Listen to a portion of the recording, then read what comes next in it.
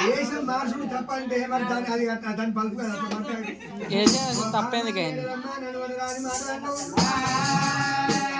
నీ అంత అందమైన ఆడి లేదంటాను నా అంత దిక్కు వాళ్ళు లేదంటాను బామా ఇదే రూపంలో పోతా నీకన్నా ఇక్కడ ఏం పెడతారు నీకన్నా ఏడు అందగచ్చిన వాటికత్తనే నీకన్నా నువ్వా అంటే నేనే నీకన్నా ఏడు అందగచ్చిన వాటికత్తా చల్లగుందర కాడ సముద్రపూర్ పెట్టిస్తా ముందు నెట్టుకోండి 3 గుద్దులు గుద్దిస్తా లేకపోతే నా పేరు మళ్ళంటే దేవుడు కాదే ఏమనుకుంటున్నావా ఏందనుకుంటున్నావు నా అందం మంచిదంట ఒక్కసారి ఇట్లా పట్టుకో అదే స్టైల్ పిచ్చిదానా ఏమనుకుంటానువే పోతన్నా మొత్తం గంజిగా తీసేసినట్టు తీసేవాడి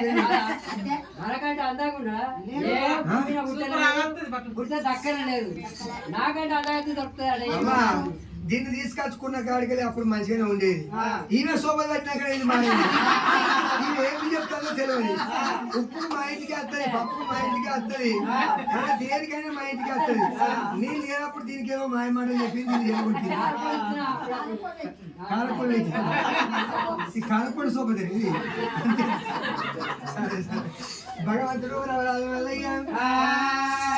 భార్య అనరాని మాట్లాడితే పిల్లదాలలో పోతా నేను నీకు సాటికి సవితం చేస్తాను అని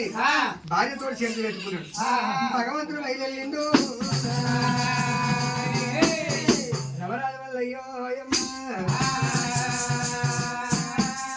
ఆ పర్వతం కొండ దిగిపోతంటే రవరాజు మల్లయ్య అన్నగాడు సన్నగాడు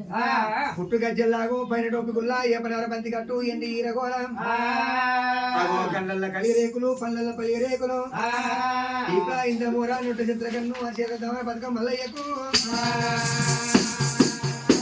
తలుపు తలుపున మీరు తండ్రి దేవుడో అమ్మ భగవంతుడు సూర్యుడాన్ని ఓడవకు నేను కొడతాడు రీతు అందంగా కనబడతాడు ఈ భయ మేడలమ్మ ఏడవయ మల్లిగాడు మా అవ్వయ్యకు వాపుకొని మా నదములకు వాపుకొని నన్ను తీసుకొచ్చే అయ్యో ఎటువంటి పెరుగుడని ఎక్కిరించరాదు గుడ్డోడు పెరుగుడని గునిపించరాదు ముసలోడు పెరుగుడైనా మోతికి పొన్నున్న పొత్తులు పోరాడింది ఆడిదంటారు అయ్యో ఎవరైతే సంవత్సరం మార్గం వెళ్ళేది నేను అనుకుంటే ఈయన అందం పాడుగాను ఈయన సందం పాడుగాను ఎట్నో పాడువాడే ఈయన అందానికి ఇంకా సాటికి సవితిని పట్టుకొస్తానని పోతాడు ఏడవాయ మల్లిగాడు ఎక్కడ వాయా అని పర్వతం కొండ మీదకెళ్ళి కిందికి చూసే వాళ్ళకల్లా రవరాజు వల్ల దగ్గర మెరిచింది వామ్మో మా ఆయనకి ఇంత ముందు ఉన్నారా మరి నా దగ్గరికి వచ్చేవరకల్లంతే జిడ్డు జిడ్డు కప్పు కప్పు వాసన వచ్చింది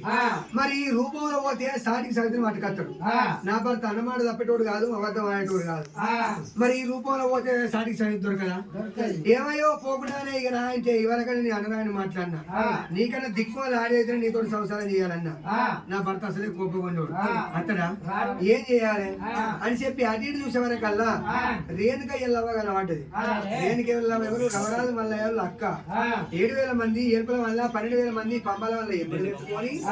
చెవిడి గనాదుల్లా కిన్నెర మోతల్లా గంగనది పాట పట్టుకొని పోతున్నదా అట ఎల్లవని కళ్ళ చూసిన భయమేడలం ఏమనుకున్నది ఆ వట్టవాడి మా ఎల్లవ పోతుంది మా ఆడబిడ్డ దగ్గరికి పోయి మా ఆడబిడ్డ కాలు పట్టుకుని అగలగల ఏడుపులు ఏడుతా ఇక మా ఆయన పిల్లదాలలో పోతుంది కదా ఆయన ఇటే పర్వతం కొండకు మలుపు అని చెప్తా అని గిద గిద గిద గిద ఆడబిడ్డ బయటికి వచ్చింది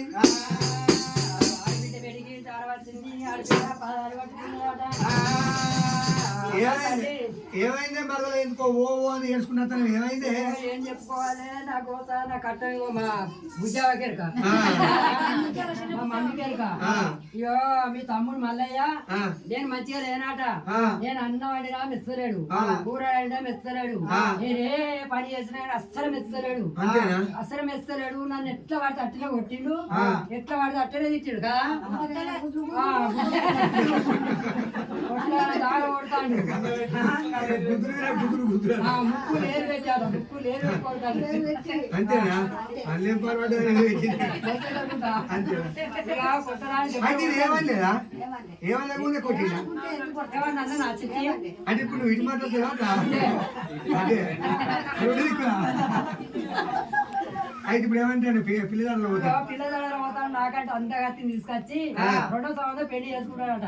ఎట్లా చేసింది బాధ్యని కాలు మొక్కుతా ఇక మీ తమ్మిని నువ్వు తీసుకొని రావాలి మరి. సరే పర్వాలేదు అని రేణుగా ఇలా ఏమనుకున్నాడు నిజమే కావచ్చు మా తమ్ముడు కోపగా ఉన్నాడు దీన్ని కొట్టవచ్చు తిట్టవచ్చు అనుకున్నాడు సరే మళ్ళా నీకేం బాధలేదు నువ్వు పర్వతం కొండవు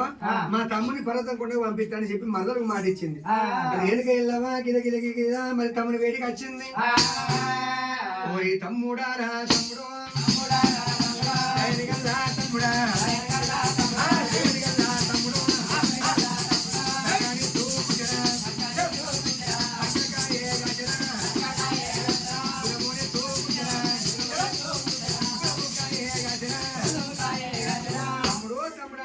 తమ్ముడు వేడికి వచ్చింది